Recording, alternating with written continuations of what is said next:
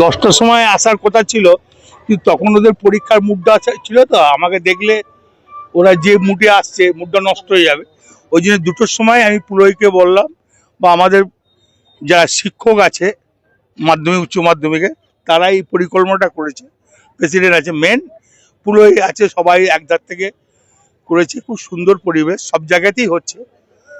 একটা জীবনে প্রথম বড় পরীক্ষা, 100 বার পরে আজকে মাধ্যমিক পরীক্ষা, একটা করে গাছ দিলাম, কলম পেন দিলাম, আরো কিছু দিয়ে চকলেট, তারপর তোমার ফাইল সবই দেওয়া হলো। পরীক্ষা কেন্দ্রে এই যে থিমটাকে তুলে ধরা হয়েছে, নারী এটা ক্ষমতা। থিম নয়, এটা একটা আনন্দ, ভালোবাসা। মেয়েদের যারা পরীক্ষা দিয়ে তাদের মনোবলটা বাড়বে। থিম আলাদা, একই করে কি বলবেন দাদা, কি বার্তা দেবেন ছাত্রদের? ছাত্রদের পরীক্ষা ভালো হোক, এটাই চাইবো। দাদা, গতকালই কেন্দ্রীয় বাজেট পেশ হয়েছে, বাজেট নিয়ে কি বলবেন? গোল বাজেট, পশ্চিমবাংলায় কিছু দেয়নি, সেটা পশ্চিমবাংলার মানুষ চিন্তা করুক। সামনে নির্বাচন, পশ্চিমবাংলার মানুষ চিন্তা করুক। গোল বাজেট, যা বলার মমতা ব্যানার্জি, অভিষেক ব্যানার্জি বলছে। আপনারাও কি জেলা জুড়ে বিক্ষোভ হবে সেই নিয়ে? কি জন্য? দল যা বলবে তাই হবে। আমি দলের সর্বমত্ত আছে, অভিষেক ব্যানার্জি আছে, দিদি আছে, ওরা যা বলবে তাই হবে। আজকে মুখ্যমন্ত্রীকে দিল্লিতে আটকে দেওয়া হয়েছে এবং ব্যারিকেড করে দেওয়া হয়েছে ভবনে ঢুকতে দিচ্ছে না। কোথায়? দিল্লিতে। কোন ভবনে? বঙ্গভবনে। বঙ্গভবন তো পশ্চিমবঙ্গ সরকারের। বঙ্গভবন তো পশ্চিমবঙ্গ সরকারের। দিল্লি পুলিশ প্রচুর ব্যারিকেড করে তো বঙ্গভবন তো পশ্চিমবাংলা সরকারের। ঢুকতে দেওয়া হচ্ছে না। বঙ্গভবন ঢুকতে দেয় না। এসআইআর মানুষ যারা এখানে ছিল, দিল্লি পুলিশ সেখানে গিয়ে ঢুকে তল্লাশি চালাচ্ছে, এর অভিযোগ এসেছে। আন্দোলন করে বড় ওর নাম তো মমতা ব্যানার্জি, আন্দোলন করে সিপিএম তাড়িয়েছে। তো এসআরে যদি কোনো লোকজন ওখানে যারা গিয়েছে, মমতা ব্যানার্জি নিয়ে গেছে, মমতা ব্যানার্জি কি করে আন্দোলন করতে হয় জানে। ঠিক আছে।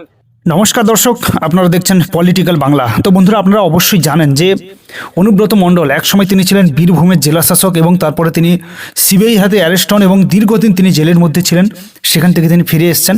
আর তৃণমূল কংগ্রেসের তো আপনারা এটা অবশ্যই জানেন যে যত চুরি করতে পারবে, যে যত জেল খাটতে পারবে। রিসেন্ট আপনারা জানেন যে পার্থ চট্টোপাধ্যায়, প্রাক্তন শিক্ষামন্ত্রী, তিনি বহু বছর জেল খেটেছেন এবং তারপর তিনি ফিরে আসার পর তাকে কিন্তু আবার বিধানসভায় জায়গা করে দেওয়া হয়েছে।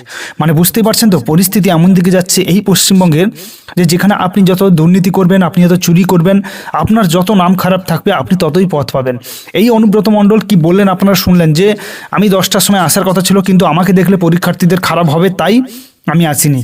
এবং অনুব্রত মণ্ডল আপনারা জানেন যে একসময় তিনি মাগুর মাছের ব্যবসা করতেন, মানে ক্লাস 8 পাস। একবার ভেবে দেখুন, যেখানে মানুষ MA BEd BPEd বা MPEd, মানে কত কিছু কোর্স রয়েছে যেগুলো কমপ্লিট করার পরও মানুষ কাজ পাচ্ছে না, সেখানে একজন 8 পাস, সে নাকি বীরভূমের জেলা শাসক।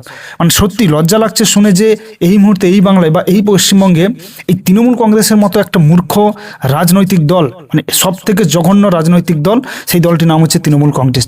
যাই হোক, অনুব্রত মণ্ডলের এই ভিডিও আপনাদের দেখালাম, যে তিনি নিজের মুখেই স্বীকার করলেন যে তিনি কতটা অপয়া। মানে তার মুখ দেখলে মাধ্যমিক পরীক্ষার্থীদের যেখানে খারাপ যাবে তিনি বলছেন, সেখানে তাহলে রাজ্যের কথা একবার ভাবুন বা বীরভূমের কথা বলুন, যে তার মুখ দেখলে, এই মানুষটার মুখ দেখলে সেই মানুষগুলোর দিন কেমন করে কাটছে। যাই হোক, যদি আপনাদের কিছু বলার থাকে সবাইকে অনুরোধ করব যে অবশ্যই কমেন্ট করে যাবেন, এবং এই চ্যানেলটি নতুন, তাই আপনাদেরকে অনুরোধ করব অবশ্যই সাবস্ক্রাইব করে রাখুন, যাতে আমি পরবর্তীতে আরও ভালো ভালো খবর আপনাদের কাছে পৌঁছে দিতে পারি।